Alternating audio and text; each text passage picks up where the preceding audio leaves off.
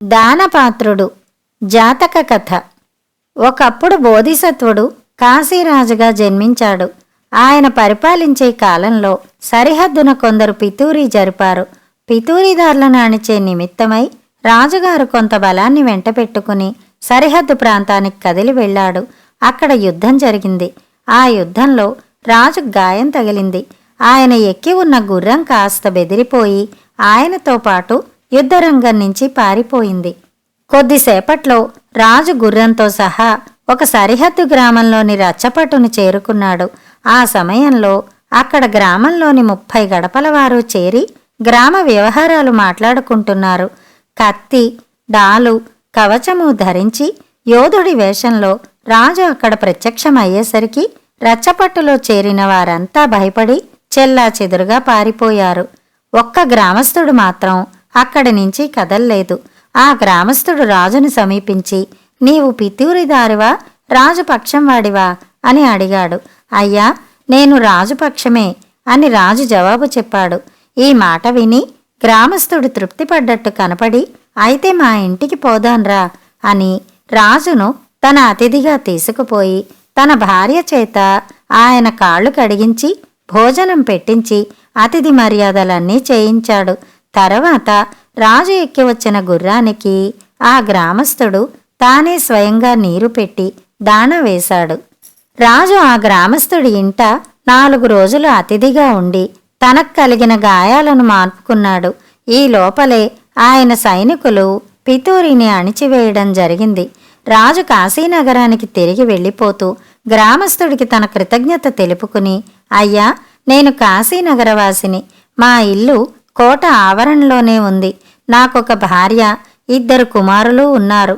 మీరు కాశీనగరానికి వచ్చి కుడి చేతి వైపున ఉండే ఉత్తర ద్వారం దగ్గర కాపలావాణ్ణి మహాస్వారోహుడి ఇల్లెక్కడా అని అడిగితే వాడు మిమ్మల్ని మా ఇంటికి తెస్తాడు. మీరు మీ చిత్తం వచ్చినంత కాలం మా ఇంట అతిథిగా ఉండవచ్చు అని చెప్పాడు. తర్వాత రాజు తన బలాలను చేరుకుని కాశీనగరానికి తిరిగి వెళ్ళిపోయాడు. ఆయన ఉత్తర ద్వార పాలకుణ్ణి పిలిపించి వాడితో రహస్యంగా, ఒరే, ఎవరన్నా నీ వద్దకు వచ్చి మహాస్వారోహుడి ఇల్లెక్కడా అని అడిగితే ఆ మనిషిని సగౌరవంగా నా దగ్గరికి తీసుకురా అని చెప్పాడు. ఆ గ్రామస్థుడు వస్తాడని రాజు ఎంతో కాలం ఎదురు చూశాడు. కానీ అతను రానేలేదు. అతన్ని ఏ విధంగానైనా రప్పించాలనే ఉద్దేశంతో రాజు తన మంత్రులతో చెప్పి ఆ సరిహద్దు గ్రామం మీద కొత్త పన్నులు వేయించాడు. అప్పటికీ గ్రామస్థుడు రాజు వద్దకు రాలేదు. మరికొంతకాలం చూసి రాజు ఆ గ్రామం మీద మరొక కొత్త పన్ను వేయించాడు. ఈ విధంగా 2-3 సార్లు జరిగాక ఆ గ్రామంలో ఉండే మిగిలిన వాళ్ళు గ్రామస్థుడి దగ్గరికి పోయి, ఈ పన్నులతో చచ్చిపోతున్నాం. కాశీనగరంలో ఎవరో నీ మిత్రుడున్నాడని చెప్పావు కదా, నీవు వెళ్ళి ఆయన్ను చూసి పన్నులు ఇచ్చుకోలేక మనం అందరం నానా అగచాట్లు పడిపోతున్నామని మొరపెట్టి వీటిని తీసివేయించలేవా అన్నారు. నా స్నేహితుణ్ణి చూడ్డం కష్టం కాదు, కాని ఆయన దగ్గరికి వట్టి చేతులతో ఎలా వెళ్లేది?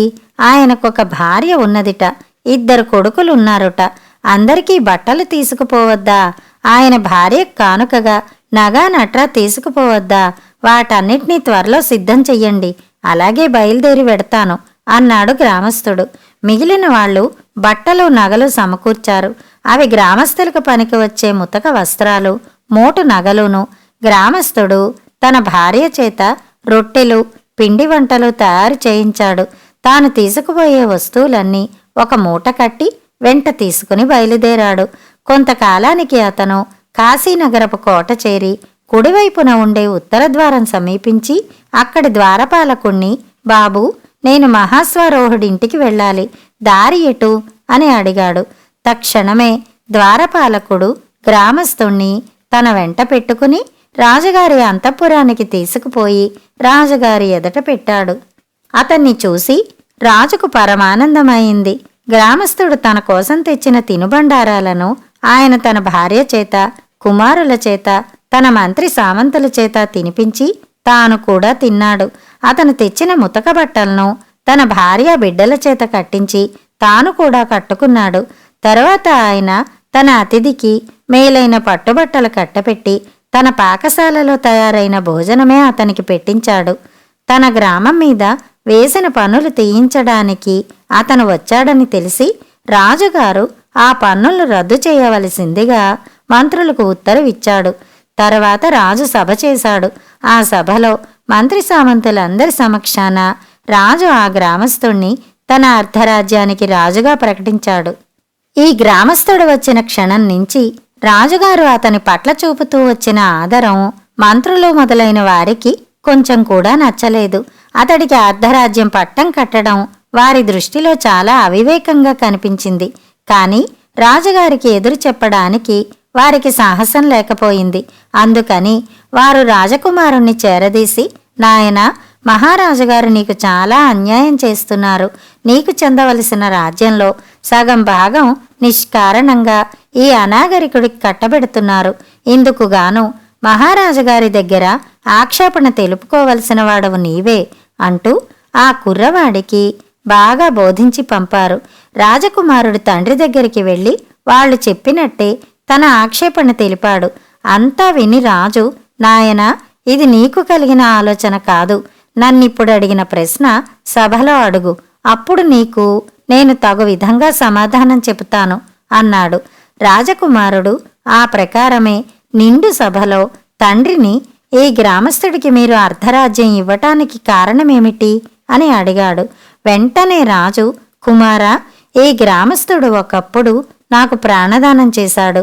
ఆ సంగతి నీకు తెలియదు అంటూ సరిహద్దున పితూరీ జరిగిన సమయంలో గ్రామస్థుడు బాగా గాయపడిన తన్ను కాపాడిన వృత్తాంతమంతా వివరంగా చెప్పాడు. ఆ తర్వాత ఆయన ఇంకా ఇలా అన్నాడు, అపాత్రుడికి దానం చెయ్యటం ఎంత తప్పో పాత్రుడికి దానం చెయ్యకపోవడం కూడా అంత తప్పే.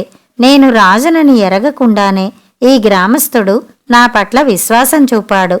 నేను రమ్మని ఆహ్వానించినప్పటికీ ప్రత్యుపకారం పొందే ఉద్దేశం ఏమాత్రమూ లేని కారణం చేత అతను రానేలేదు.